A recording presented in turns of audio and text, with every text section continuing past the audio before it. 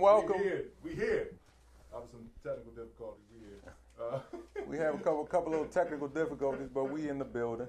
We ready. We ready now. DJ Abby's back.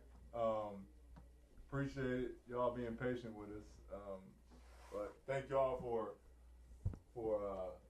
supporting us, and we need more support, so we'll work on that. VoxWave now features a streaming radio media player on our website front page where local artists can get their music played 24/7. For more information on getting your music in rotation and perform live at the studio, contact Greg Gaskins at 240-832-4455.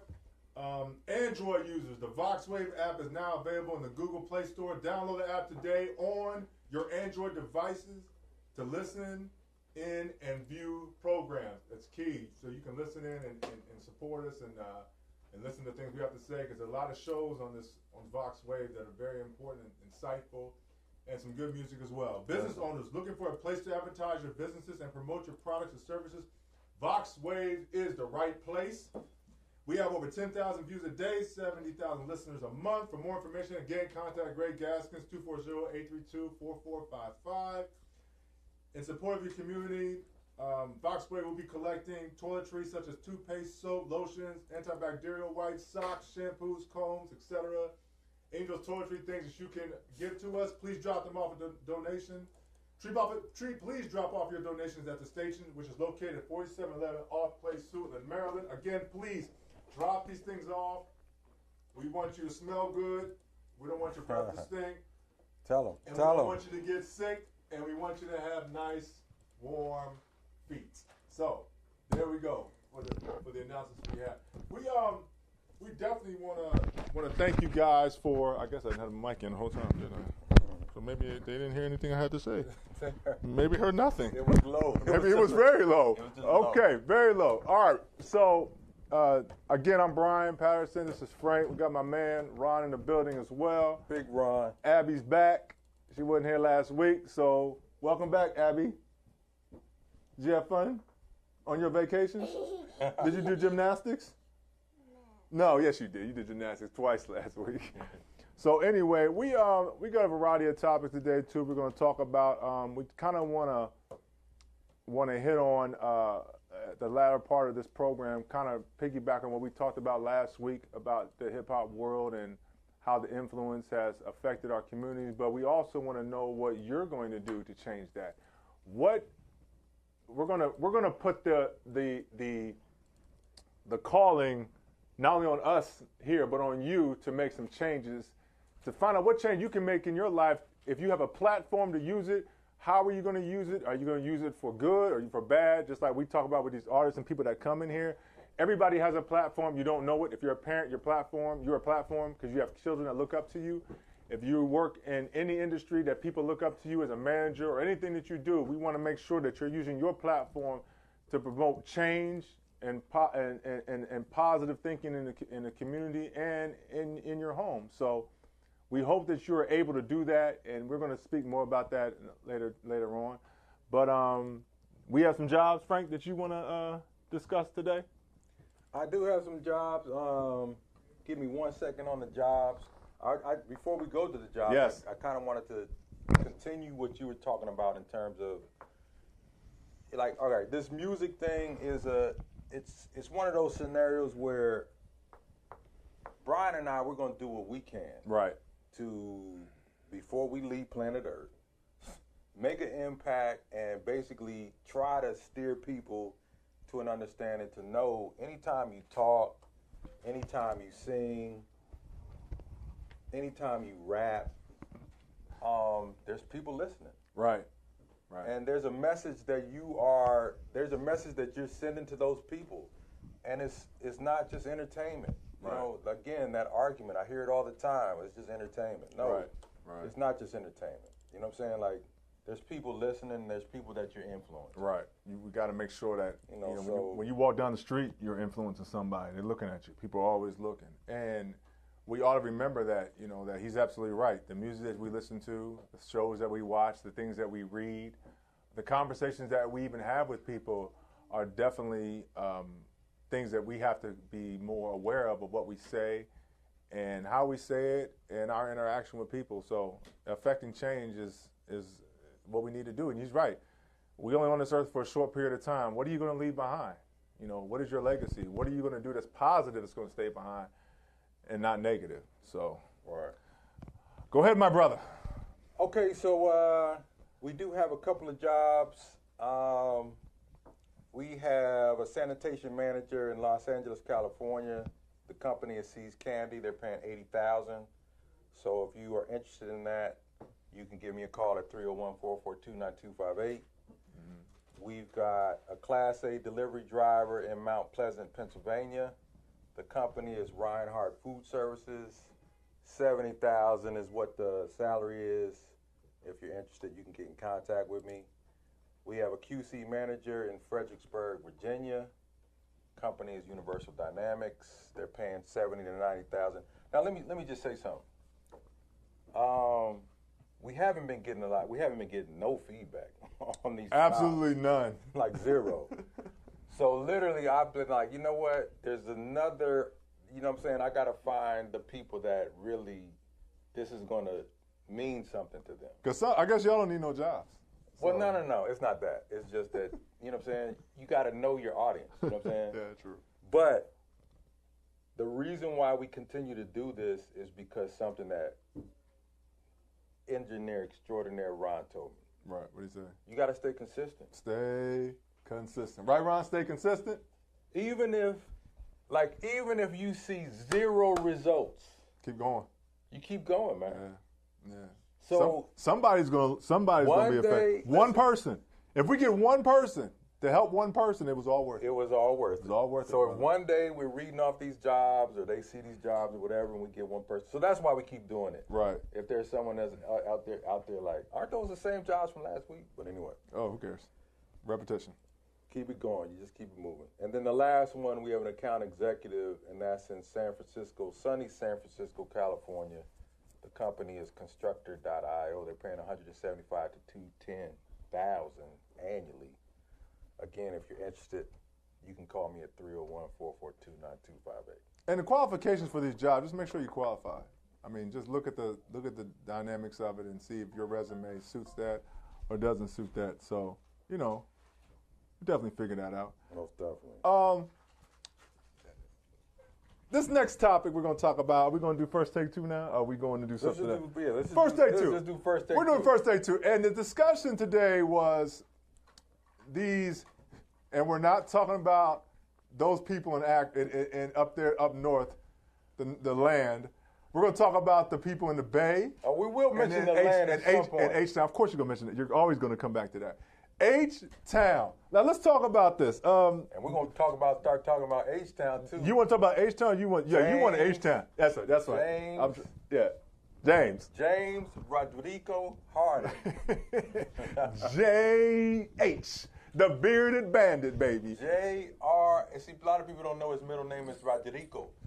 James Rodrigo Harden. Yes. And so I want to touch, a lot of these people are talking like Houston is going to beat the Warriors. Now, do I know that for sure? Steph got hurt last night. That's a big factor. Do I think? Did he get hurt? Yeah, he twisted his ankle. He twisted his ankle. Bad? Well, he I don't know. twists his ankle every couple times every year. Yeah, he does. But he had a bad one before. So this is the same surgically repaired ankle he's had on twice. So my thing is this. He'll be back. Definitely he'll Can't be back. even count that. But you're going for Houston, right? Aren't you pulling for Houston or are you pulling for the Warriors? Which one are you pulling for? Well, first of all, again, we already know the reason why the Warriors is not. We can't even. That's not a fair. Listen. Do you know? How are you going to stack your team with nothing but 3-pointers? They got like 9 3-pointers, deadly. Like could go on any team and give you 25. Doesn't Houston have the same thing? Okay, so no, we were just talking about Golden State. Right. If you want to jump to Houston, we can jump to Houston with James Rodrigo. Rico. Now. Yeah. So go ahead. I'm listening. All right. So Houston. The reason why I like Houston is because you have a group of they're humble guys. Mm-hmm. Just, you know what I mean? Like, they're below the radar. Trevor Ariza. You know, listen, I actually saw Trevor Ariza in a restaurant one time. Did you? And, like, nobody knew who he was. And he was just sitting there minding his business. And I think I saw him help an old lady.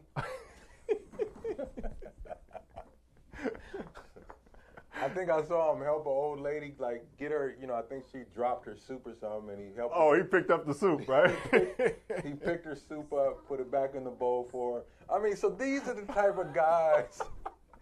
He literally picked up the soup, y'all, and put it back in the bowl and said, here, I'm sorry. Go finish your meal. I'm sorry, man. You know, maybe they'll bring you another one. So, Trevor, if this is a true story, please let us know. We're here.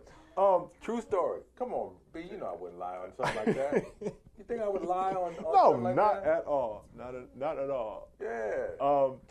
But I think the Warriors will beat Houston. I think the Warriors are better. I think Houston has come a long way. Don't get me wrong. Houston has come a mighty long way. And it's dominating the news. I was watching the sports this morning. And I think that Houston is a very big – it's a big market. They have a great team, and they're definitely going to try to get better, and they're getting better. And I think they're right here with Golden State, right there. No. Yeah, the bearded one. They might be right there, like right there. Yeah, exactly. They might be just right there, but I don't think they're going to win. So we're gonna have another because it's unfair. It's not unfair. It's definitely not unfair. It's what it is it's basketball. Okay. I know it's bad. Okay, but B, what I'm trying to say is you play Kenner League, you play yes. Pro-Am, you play all that. Yes. On each team, you got your superstar. Yes. So that when you're going to that game, you know, all right, I'm gonna be going up against whoever. Right. If that guy called you up and was like, B, why don't you just join my squad? And so I mean, because it would be the conversation would be, you know, if me and you team up, we're gonna just. I mean, listen. What's the goal of sports? Let me ask you, what's the goal of sports? Please, Facebook Live, listen. What is the goal of sports? All right, I'm going to tell you the goal of sports. Right. The goal of sports is to create a fair, competitive environment where you find a winner out of that environment. Okay, can we skip the first 30 seconds of that comment and get to the last? What was the last part you said? To find a what? Find the winner. The goal of sports is to win, y'all. Win. Okay? So how you win, at the end of the day, as anybody say, oh, you know, Mike got 6 rings. Now, he got 6 rings. Bill Russell has 11. Robert Horry has 7. So I think at the end of the day, you could say Karl Malone was true to Utah. He stayed 25 years. Did he get a ring? No. Charles Barkley, he stayed to Philly and jumped around. Did he get a ring? No. The object of this whole thing is to do what? is to win. No, Super Bowl is to win. Basketball is to win. Hockey, baseball is to win. Well, can I say something? Yes, you can say whatever you want to say. Interject? Yes, interject. Abby, are you sharing the popcorn? Are you sharing popcorn every day? Can I get one? Uncle Frank wants a popcorn. Thank you so much. If you want popcorn, it's here. We have popcorn. We do have popcorn. I think people are attracted to sports because it's more than just winning. Right. I think there's a story behind it that people are attracted to. The competition, they're watching all different elements of the competition. That's why you have so many individuals interested, anywhere from reporters to fans, right, to TV stations, to radio networks, to artists. I mean, sports is like, it's deeper than just the wins. No question. So that's that's all I'm trying to say is, some people don't care how you win. There are some people that think that, but then there's some people that are like, you know what? I do care how you win. Right. Because actually, if you win the way I don't think you should be winning, then I'm not going to give you the W. How you take the W away if you win? No, I'm just saying mentally. Mentally, got you. They're not looking at you as a champion because you had to move to get your championship. No, I get that. That's all I'm saying. So, this kind of topic kind of parallels to what we talked about earlier about your platform. Now, I saw this T-shirt. It's on Facebook. I see some of y'all probably on Facebook have seen it. There's a picture of LeBron. There's a picture of... Thank you, Abby. There's a picture of LeBron. There's a picture of Kobe and a picture of Michael Jordan. Hold on, baby. I'll get one in 1 second. And I was looking at this picture, and it was LeBron, Kobe, and Mike, yes. In my opinion, and mind me if I'm wrong, out of those three guys, Michael Jordan, what has Michael Jordan done for the community? Okay? What has he done? What has he stood up for? Please tell me what Michael Jordan has stood up for on this platform that he has. All right. Because we talk about LeBron, we talk about Kobe, all that stuff. Michael Jordan stays quiet on everything to the one thing he said something, when the Clippers got all messed up and he finally opened his mouth and said something. Michael Jordan don't say jack about anything, nothing. That dude stays quiet, sells his shoes, gets his money. That dude's platform is immense, and he doesn't say anything. So that's my opinion. Well, you stated that to say what? I'm saying that to use your platform that you have to make change. That's what I'm saying. He hasn't used his platform for change for nothing. Michael Jordan doesn't do anything, and I'm gonna call him out. Why don't you stand for something? Because right now you stand for nothing. Okay, you stand for nothing. All right, seriously. MJ, you stand for nothing. I'm going to be honest with you. But at least LeBron makes a stand. KD, Steph. These dudes, you come from that era. You're mad at Charles Barkley because Barkley called you out and said you was a bum GM. And you are. And there's no question about it. You picked some horrible picks. Kwame Brown was a horrible pick. And you picked him. Horrible. So your decisions in basketball have been horrible. But you still don't stand for no activism to help nobody out. I've never heard of Michael Jordan going anywhere to help anybody out. Am I wrong? Well, I will say this. I don't think you can force somebody to be an activist. I think, you know what I'm saying? Like, I think you have to be an activist. Right. You have to want to be one. No question about it. Like, that was one of the conversations I had with Trevor Ariza after he picked up the soup. You pulled him aside. After he gave the lady the soup. I pulled him aside, and this is what he told me. What did he tell you? The funny thing is, it's ironic. We were talking about this same subject. Same subject. Wow, Trevor. And this is what he said. He said, Frank, I want to be an activist, but it's not in me. So maybe Jordan is just not in him. You know what I'm saying? Yeah. And then here's the other thing. There are some people that do things, but they do it low key. You don't know whether Jordan is doing something like. Listen. I'm probably almost positively sure that Jordan is giving some of his money away to help people, but Jordan may be the type of person he's like, I don't want this broadcast. I know there's some millionaires, billionaires that are like, yo, I'm gonna give back to the community, but I don't want nobody to know. Okay, I hear what you're saying. So he could be one of those people. But the problem is, Frank, with that statement is, if you do stuff on the low, it's going to come out at some point, right? Not necessarily. Something's going to come out. Something has to come out. LeBron does a lot of things on the low that comes out, right? I mean, to help others? It comes out, but that's because he's under a microscope and he's under a different, Mike wasn't under a microscope? No, I'm saying Mike's time in the limelight is done. So he's not like every day there's cameras and there's people trying to get a sound bite. Never out the limelight. He's Michael Jordan. We know that. I get that, B. But what I'm trying to say is, in terms of there are people that are digging for LeBron stuff. Like that's all they do, 24 hours a day. Like literally, like that's their job. You find something on LeBron so we can air it. I'm saying, no question. Luckily, Mike is not.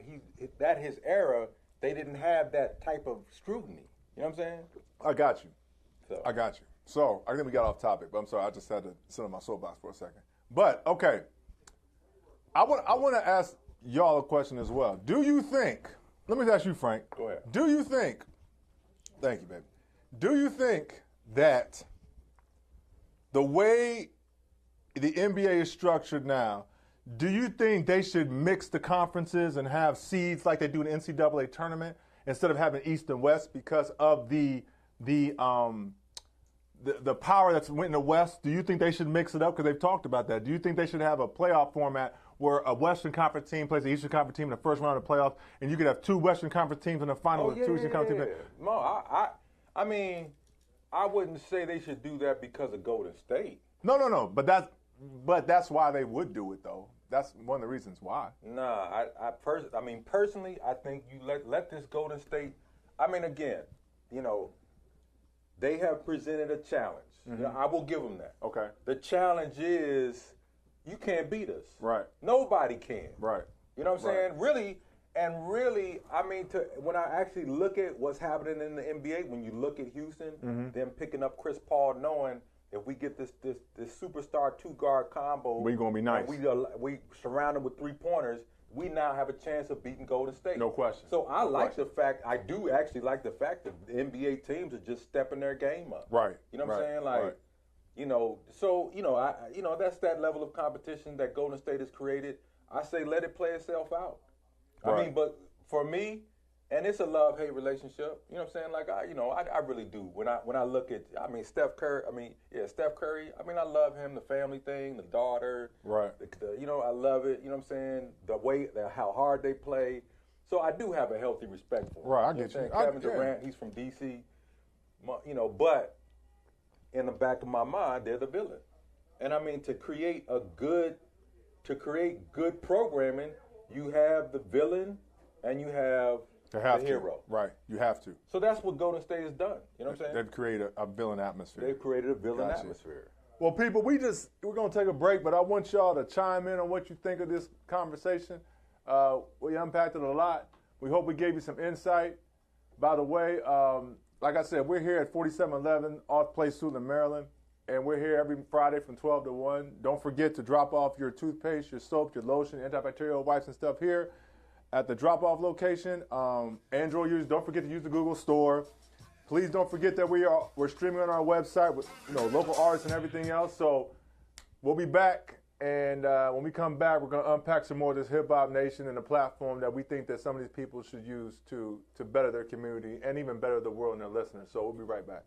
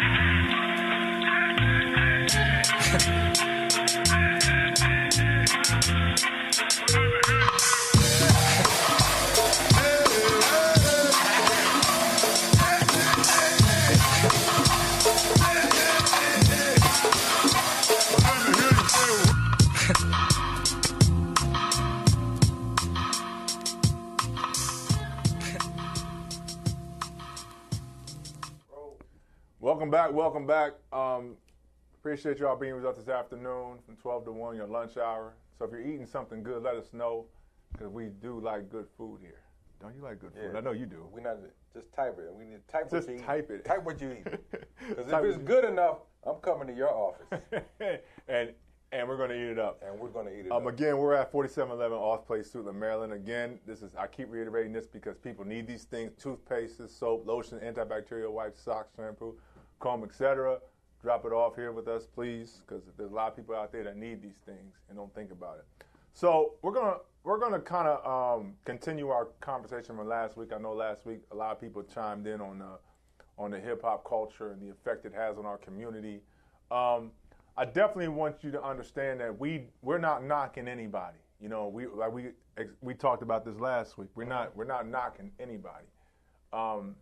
Frank and I just want to make sure that we promote positive things in this little hour that we have, and in the people that are watching, that we promote positive things that other people can follow, that are able to listen to, that your kids are able to listen to. Because that's what we want. We want people to have a positive experience in life. And so that's why we unpack the hip-hop world, to try to make sure that these people that are writing these lyrics and are selling this to the masses, because they're selling something. You know, like we talked about, even us on the phone, we talk about sex sells, violence sells, killing sells, all that stuff sells in this world. But why, my question is, and I know you can unpack this a little better, why does those things why are those things important to people? Why are those things what drives the industry? Do you think that's what people that's what they want? So then, go ahead. Okay, so basically what you're saying is it possible to flip it? Yeah, exactly. Like that's if my point. all the artists had songs about loving each other. Right. And, well, let's go back 40, 50 years. I just thought about that. You're right. They did. That's what they were doing. Yeah, they were talking about love and all that. They were talking about love. I mean, it was very rare that you found. I mean, actually, there was a time when there was no song that was negative. Right. Like, you know what I'm saying? Like, right. You know, and even when they touched on, you know, subjects like sex or whatever, they did it in a way that it was like, you know what I'm saying? Like, right. Luther. I love you. I want to get married. Right. You know what I'm saying? I want to be with you. Be with you. That was the. They be like, ooh, he said be with you. You know what I'm saying? Like that was.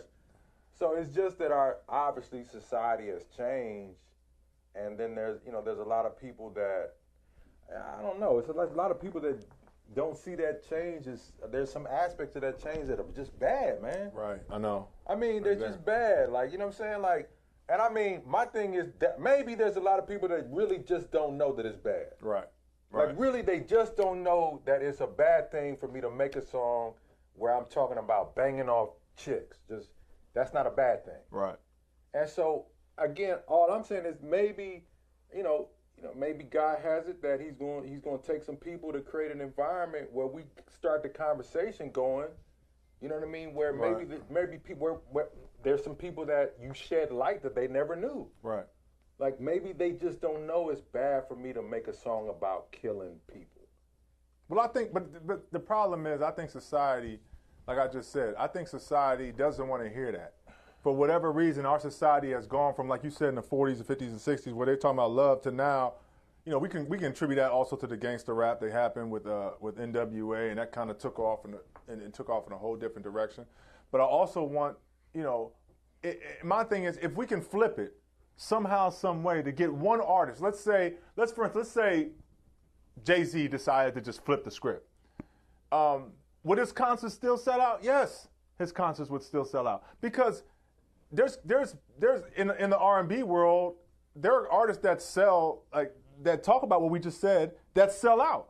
You know what I'm saying? Mm-hmm. So I think for some people that hear this, the cussing and the gangster rap and stuff, they attribute that to being that's who they are. Like, what they call it, keeping it real, or what I'm gangster, keeping it real. And then also that's the standard. Right, that's the standard. Yep. Like you can't really go to a label and be like, oh, I got this positive album. Right. You know what I'm saying? And I'm trying to sell out. I'm trying to sell out in the hip hop world. Right. You're gonna have some execs that are gonna come to you and be like, yo, you mind slipping in a couple curse words? Right.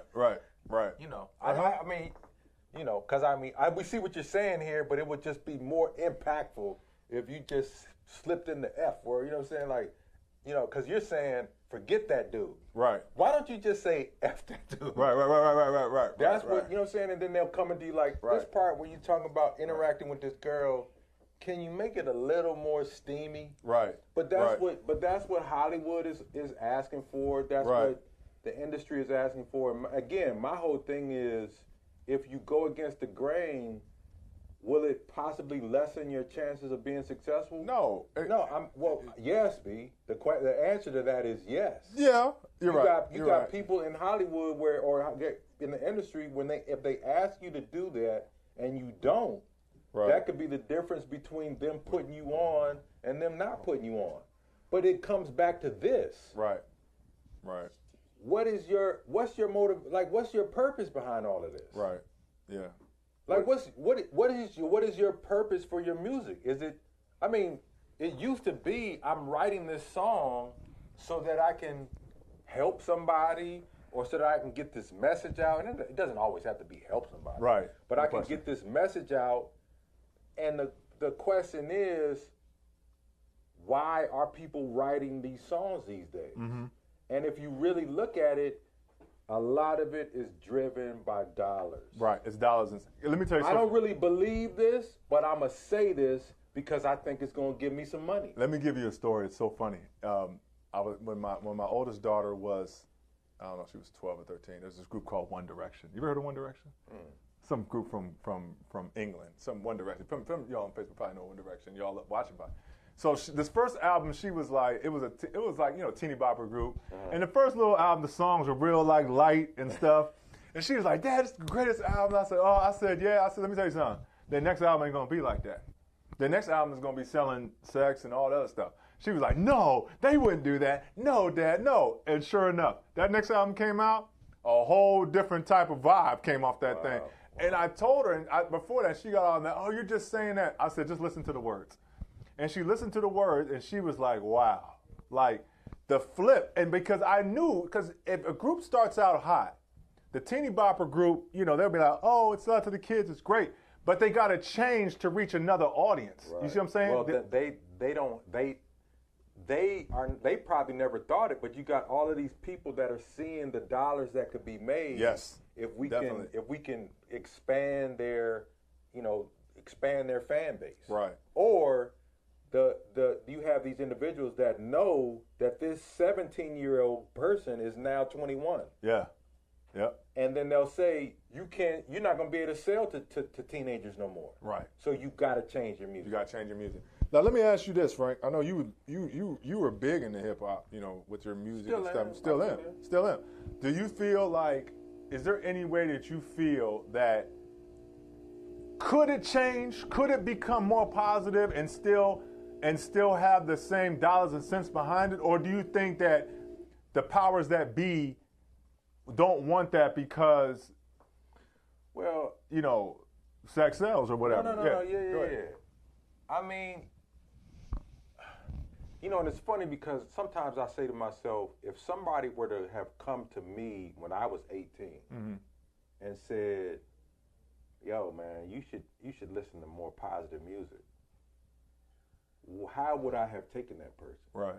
Because, I mean, dude, 18, 19, or I will say 16, 17, 18, you're in your rebel stage. Well, who did you listen to then? Let me ask you that. Who did you listen to? I was listening to Black Moon, Nas. Okay, let's say Nas. Omega, let's say Nas came to you and said that. Snoop, Dr. Dre, you know what I'm saying? Like, anything that was hardcore. But what if Nas came to you and said that? Nas came to you and said, listen to something positive. Would that make more of an impact on you? Okay. It would. Okay. If Nas, like, let's say if I was 18 and Nas, let's say I was 18 and Nas had a paradigm shift in his own mind.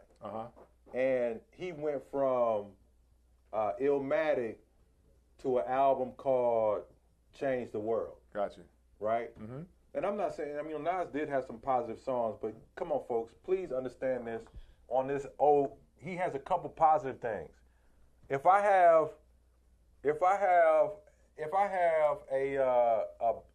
a container and it has water in it, and I say, okay, this is fresh water. This is fresh spring water. It's straight from the mountains of Colorado. I had it delivered here. Everybody take a sip. And then I was like, but before you take a sip, I just want to put a drop of cyanide in there. Oh my goodness gracious! I just want to put a drop of cyanide in it just to spice it up. Just to spice it. Spice it up. I just want to spice it up. Right. Folks, you got to know when you know what I mean? Like when you put those little drops on it. But anyway, back to Nas. So let's say he had that, you know what I was getting at when I said Got you. So back to Nas. If he came to me and he had a paradigm shift and he made an album called Change the World, and when you listen to the album, he literally was talking about like, yo, we should be more positive, yada, these things that are going on in the hood. He probably, he still spit the same mean lyrics, but he was just saying, yo, these are things in the hood that we got to stop. Right. And he did it with no cursing. Mm-hmm. He did it with not calling girls bees and or whatever, or hoes or whatever. I think that would have an impact on me. Mm-hmm. Because really, actually, when you think about it, there were that actually was happening during that era. Right. Because it was, remember, right during that 90s era when hip hop literally took that made that change in terms of really becoming a moneymaker. Mm-hmm. You know what I'm saying? Like people are getting paid. Paid well. Right. There were a lot of people that saw that there was something spiritual behind it, because remember that same time, that right around that same time, after it was only a couple years later that Pac died. Right. Only a couple years later that Biggie died. And when, right after that, that's when Mace tried to convert, you know what I'm saying? Right. Like, Mace was part of Bad Boy. Right. Yeah. I remember that. And then he was like, yo, I'm not trying, because, he wrote a book. Yeah. He told everything. Yeah. In the book, he was talking about what was happening in the industry. He was talking about the spiritual elements and how people was literally losing their minds. Right. And craziness, and you know what I'm saying? Like, but now, if you were to look up Mace, he flipped back. He came back. That money, boy. But here's the thing. That's no different from a quote-unquote Christian. No question. You see what I'm saying? Yeah.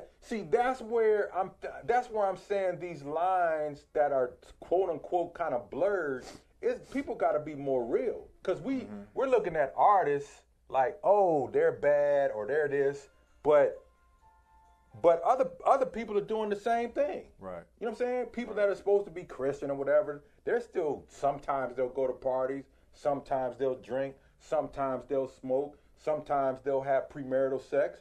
We're all in the same boat, man. We're all in the same boat. You know what I'm saying? Right. We're going to come back, y'all. We're going to take a quick break, and we come back and talk more about this. This is real good stuff, y'all. Got my man Frank, man. He knows a lot about this stuff, and he's giving us some serious insight. So we'll be right back in a couple minutes. Stay tuned.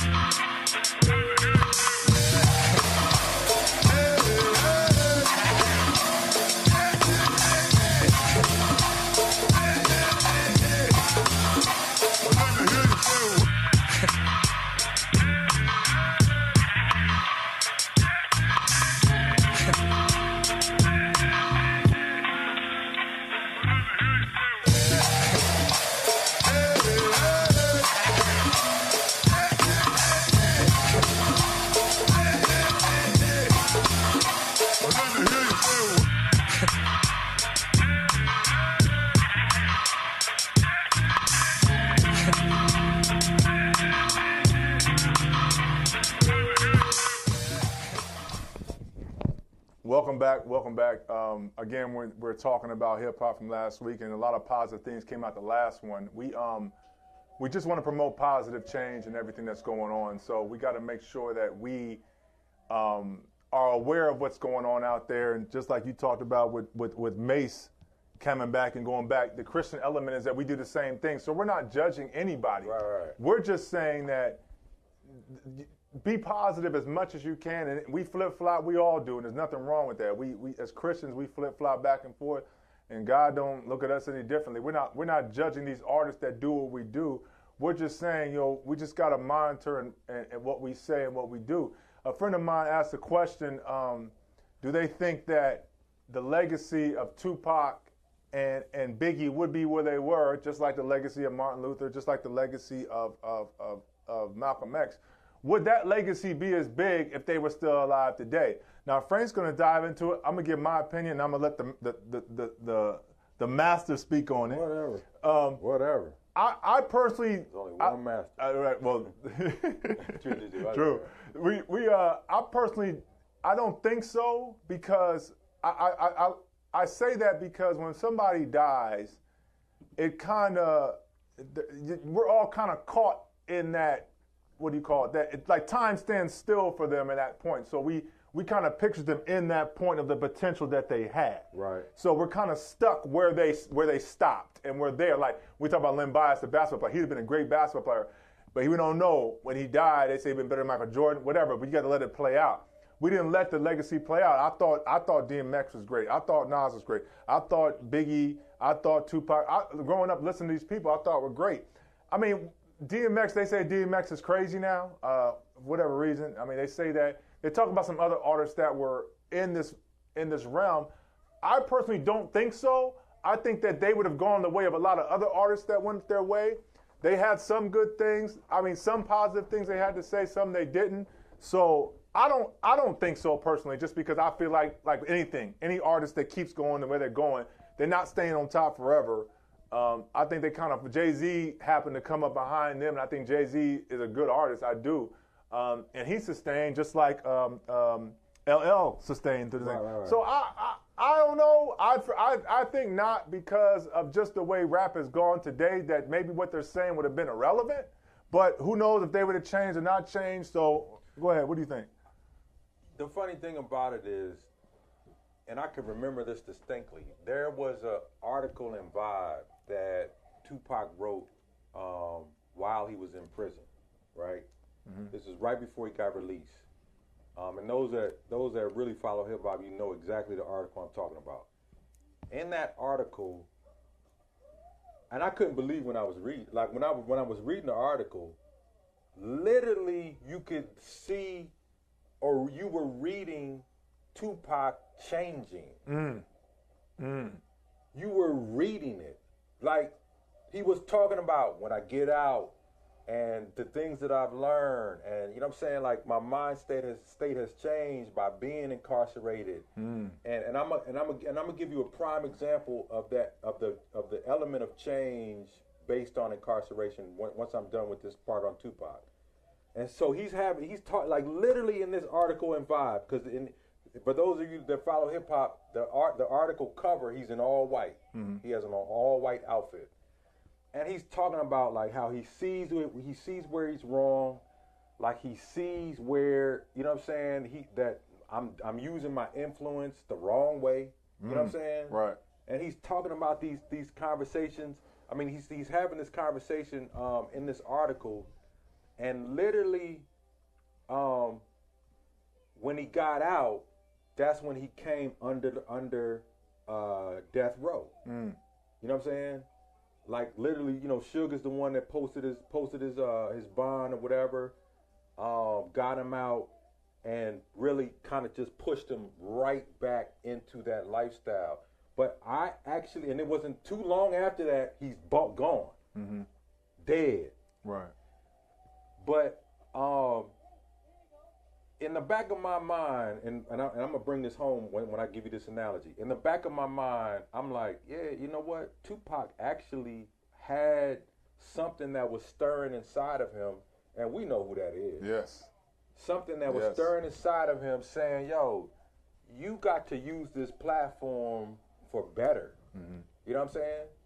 Now, I'm gonna give you the best example of a person with a platform that has this life-altering experience because it doesn't always have to be jail. It could be a car accident. Right, yes, Or exactly. it could be, you know what I'm saying, or it could just be that you're one day, you know what I'm saying, something comes over you and just like a Saul Paul scenario. Right, no doubt. But the best example of this of this scenario is Mike Tyson. No doubt. Oh yeah, yes. When Yes. you look at Yes. Mike Tyson then compared to Mike Tyson now, they're like totally different men. Right. Yes. Matter of fact, the level of the differences are so extreme that Mike does not even like the old Mike. When he goes into interviews and they try to like ask him, well, you know, what about that fight and so, he's like, I don't want to talk about that. Right. And I mean, he's not playing. Right. Because actually Mike is he's like, you know what I'm It's a saying? little off. Yeah, he is. But to the, you know what I'm saying? But to the good, Yeah. he's using it to the good now. Yeah, like right. he's using this off to be like, nah, I don't want to talk about that. No, but you're right, and you're right. I know we touch about death, and it doesn't have to be. I mean, life-altering situations happen to us every day. It's if you open your eyes to see, like us losing our jobs, or a death, or a breakup, or something that we esteem as like, man, that's tragic, or that may be tragic. I mean, a lot of times, like you said, those are moments where we know who's trying to talk to you. We know God's trying to get to you to let you understand, hey, look, man, where you're going down this path isn't where you're supposed to be going. You got this platform. You got to move in this direction, brother. Right. And maybe he gave Tupac that insight knowing what was going to happen to Tupac down the line, which he did know what was going to happen to Tupac. I don't know. Right. Maybe when Tupac was in jail, if he hadn't succumbed to whatever would happen, I'm not saying that that's the reason he died or whatever. I'm just saying sometimes we don't get out of our own way for certain things. And it doesn't have to be, it's whatever. You know, positive people around you that we try to keep around you, and you keep negative people around you. They keep bringing negativity into your life. That's who was with him that night at the fight. Exactly. Negativity into your life. Dudes like, oh, you should, you know what I'm saying? That's the dude that took your chain, like hyping him up. Like, Right. He probably didn't even want to go. He probably wanted to have just a cool night with Mike, because, you know, Pac and Mike Tyson were cool. Right. And he probably, but you got, you're right. If you got that around you, they're going to hype you up. That's the dude that took your chain. Yep. And, you know, if they start throwing, you almost feel obligated, like, I got to get into it. Right. Right. And it was funny But because he wasn't smart enough knowing, like, yo, if this all goes south, they're going to come after me, not y'all. Do you remember the fight he had with Evander where he bit his ear? Did you ever hear him talk about what happened before that fight? They had him on medication. They had Mike Tyson on medication. That he felt like he said that wasn't me. He said that fight was not him. The fight I'm talking about is when Pac was fighting in Well, the yeah, casino. I know. But you're talking about I'm talking about the actual Mike Tyson Okay. fight because what you're saying about change. They made him get on medication because he was crazy, number one. And then he's in this fight with Evander where he's not all there. So now he's even more nuts because these medications, we don't want to talk about that. But you're right. When you surround yourself with, like, he had Don King, Pac had Suge. You're about two parasites on these two young men who didn't need that. They needed guidance. They needed support. That's what I'm telling y'all people. Is your influence on young people is incredible. So, for instance, Very much so incredible. I coach basketball, so I coach AAU, and the impact you have on these kids as you coach them is incredible. How they succeed in life, how they handle difficulties, how when you get in a game you're down by 20, but you still stay true to your process because you may not win that game. Okay, you may be, but you can learn from losses. You can learn from things that are hard in order to grow, and so your impact on the next situation that comes on, you know how to handle it. So for instance, if we're playing one-on-one, Frank is beating me left. Okay, man, this guy's beating me. I can't, you know, he's making me go left. I can't dribble left. So you go back to the gym and say, okay, I'm gonna work on dribbling left. Why? Because I got destroyed because I couldn't go left or right or whatever you have in life that's difficult. Don't run from it. You know, positive. Don't run from it. That's why when people around you support you through tough times, that's what you want around you. Positive music helps you get through tough times.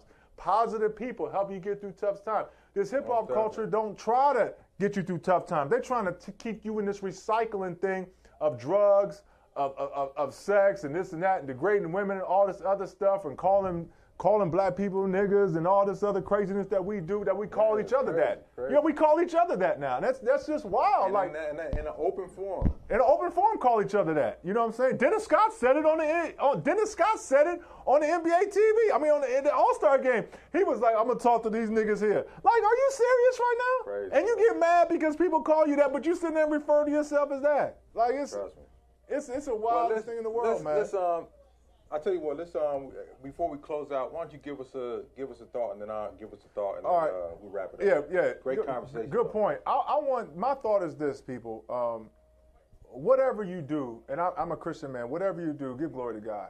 Okay. Whatever you do, and your talk and your walk. I mean, we're not perfect. I'm not saying be perfect, but try to surround yourself with people that are positive, and that's huge. Surround yourself with people that care about you, that care about your well-being, not yes men. Not people when you say, I want to do A, B, and C, they don't look at you and say, yeah, go ahead and do that. No, Brian, don't do that. This man right here has been a great sounding board for me, because if I go off and I talk to him, Brian, chill. And I hope I've been that for him. I want you people to surround yourself with positive things, music, people, wherever you have that's your circle, make it positive so they can help you through tough times, because in the end, that's what you want. You want growth. And we want you to have growth here on this show. So go ahead. And let me say this. There's a lot of you all out there, Facebook Live, Vox viewers, listeners, you're going through something major right now. Exactly. You know how I know you're going through something major? Because God is putting it on me so I can relate to you. Crazy. I'm talking crazy. I'm talking about the stuff that's going on in your life is literally almost to the point of you thinking about checking out. Yeah. That's how serious it is. Right. And I'm going to tell you why it's so serious, because there's a blessing right around the corner. When I say right around the corner, I'm talking so close. And the devil knows this. Right. Like, he literally knows, like, this person has been through 5 years of hell. Mm-hmm. Like 5 years. Mm-hmm. Hell. Like, I'm talking about every single day. Days you don't even want to get out the bed, it's so freaking hard. Mm-hmm. And the devil tried to take you out. But you know what? He didn't. You're still breathing. You still have that vision. You still have that something inside of you that's like, yo, I'm going to make it. I know I'm going to make it. And if you're connecting with God, which is really that last final point, then he's like, listen, man, you got a couple more steps. Right. The last steps are the hardest. But those last steps are the steps that literally take that vision and they put the final touches on it. So it's a daggone masterpiece, my dude. My dude. I'm talking about masterpiece. I'm talking about on an untouchable level, where when you tell your story of success, you not talking like, oh, I read this, or I saw this, or I heard this. No, I went through this. Right. And so I'm encouraging everybody out there that's going through that struggle right now, just hold on. You're almost there. You ain't there. You're almost You got a couple more steps. So just say, Lord, please just give me the strength for these last couple steps, because I can't take it no more. That last rep when you lifting weights, that last rep, you need a spot, God will spot you. Now we here for baby. you. We got it. Thank you for watching. Remember, God has something for you around the corner. Hold on, because your change is coming. Hold on. Your victory is coming. Hey, your success is coming. Hey. Be blessed, and see y'all next week. Peace.